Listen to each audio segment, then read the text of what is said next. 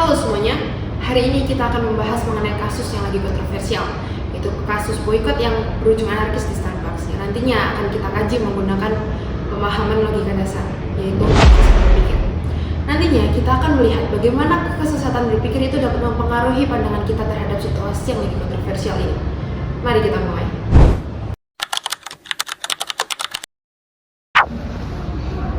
Baik, sebelum kita membahas isu yang sedang viral belakangan ini akan dijelaskan oleh teman saya akan membahas terlebih dahulu apa itu kesesatan berpikir.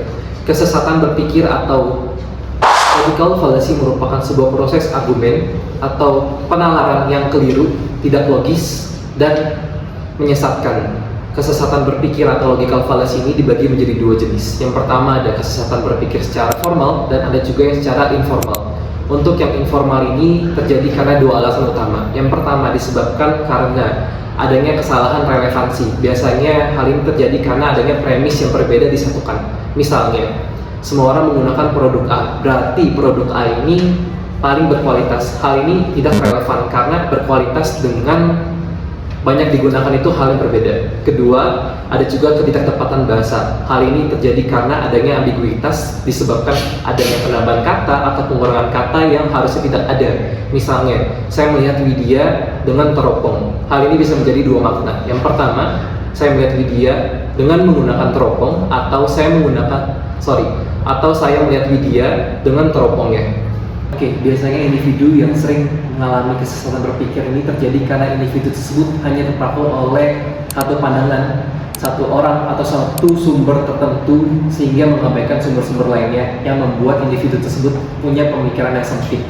Nah, ini baru disebut dengan kesesatan berpikir secara formal. Kesesatan berpikir secara formal ini biasanya disebabkan oleh tiga hal utama. Yang pertama, itu argumen emosional, yakni individu tersebut menggunakan emosional seperti kebencian atau rasa dendam sebagai argumen dasar tanpa memperhatikan argumen-argumen yang sebenarnya gitu. Yang kedua ada karena pemikiran grup, yakni individu mengikuti pemikiran yang ada di kelompok besar padahal kelompok besar tersebut pemikirannya salah, sehingga individu tersebut tidak melakukan pemikiran yang kritis dari dirinya sendiri. Yang ketiga ada juga dikarenakan generalisasi yang tidak akurat. Ini individu tersebut mengeneralisasi suatu individu tertentu atau kelompok tertentu sehingga dia itu mensamaratakan pada kelompok-kelompok yang lebih besar lagi. Mungkin itu saja dari materi kesesatan berpikir.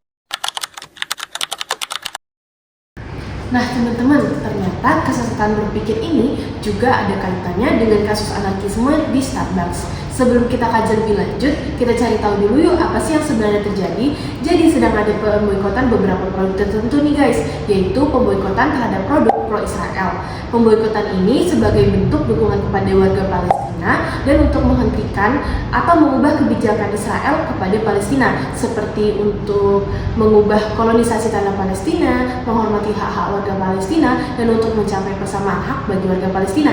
Mari kita saksikan video berikut ini. Baru-baru ini, beredar video memperlihatkan seorang pengunjung gerai Starbucks yang berada di Jalan AP Petarani, Kota Makassar, Sulawesi Selatan, diduga dipukul oleh massa demo pendukung Palestina. Rekaman tersebut viral di berbagai media sosial. Dalam video, nampak sejumlah massa membawa bendera Palestina. Mereka memasuki Starbucks dan memaksa pengunjung meninggalkan gerai tersebut. Saat aksinya berlangsung, diduga salah satu massa sempat menganiaya pengunjung pria. Anak remaja itu nampak kesakitan sambil memegangi kepalanya. Informasi yang diterima, demo dukung Palestina di Kota Makassar berlangsung Jumat 6 Juni 2024. Puluhan organisasi keagamaan melakukan konvoi di sepanjang jalan Kota Makassar. Nah, kenapa sih video tadi termasuk ke dalam kesesatan berpikir? Kita kaji dulu nih, emang apa sih boykot itu? Boykot adalah tindakan penghentian atau penolakan untuk menggunakan, membeli, atau berurusan terhadap suatu produk, layanan, atau organisasi sebagai bentuk protes atau penolakan terhadap suatu tekanan sosial, politik, atau ekonomi. Nah, dari definisi tadi tidak ada tersinggung sedikit pun bahwa boykot merupakan aksi anarkisme. Namun yang kita saksikan bersama di video tadi, gerakan boykot itu memicu suatu aksi anarkisme. Memang mungkin kelompok tersebut memiliki tujuan yang baik, yaitu memberikan dukungan terhadap oknum yang membutuhkan. Namun, karena tidak mempertimbangkan hal lainnya, terjadi kesesatan berpikir, sehingga membuat suatu kesimpulan yang salah dan diakhiri perilaku yang salah pula. kita dapat mengidentifikasi beberapa kesesatan berpikir yang mungkin terjadi. Seperti Yang pertama, bagaimana kita lihat orang-orang dalam video menggunakan argumen emosional untuk mendasari tindakan anarkis mereka. Empati yang mereka miliki adalah hal yang baik yang dapat menghasilkan gerakan seperti gerakan boykot, donasi, dan juga kampanye anti virusida. Namun, empati yang kurang menyeluruh ini adalah hal yang kurang bijak, di mana mereka kurang memikirkan saudara sebangsa yang membutuhkan pekerjaan. Selanjutnya, yang kedua, adanya propaganda ekstrim hasil pemikiran grup juga mempengaruhi timbulnya anarkisme, di mana sebenarnya orang-orang dalam video dapat menggunakan nalar mereka untuk mengolah informasi yang ada dan melakukan tindakan yang sebenarnya dapat lebih efisien untuk menanggulangi adanya isu sosial yang sedang berlangsung di Palestina. Selain itu, dapat terlihat adanya generalisasi, yaitu bagaimana orang-orang dalam video mengkotak-kotakan orang antara yang baik dan buruk, yang berempati dan kurang empati. Mereka merasa dirinya memiliki empati yang lebih besar dan memiliki communal power untuk menghakimi orang yang tampak nira empati di mata mereka.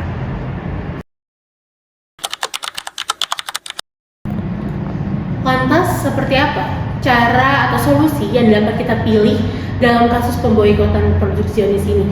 Yang pertama, penting untuk mengevaluasi argumen dengan hati-hati, menggunakan logika dan bukti yang kuat daripada terjebak dalam pemikiran emosional atau pemikiran kelompok. Selain itu, memastikan keamanan dan ketertiban di lokasi, seperti dalam kasus ini ialah di Starbucks, dengan melalui kerjasama dengan pihak berwenang pun juga sangat penting.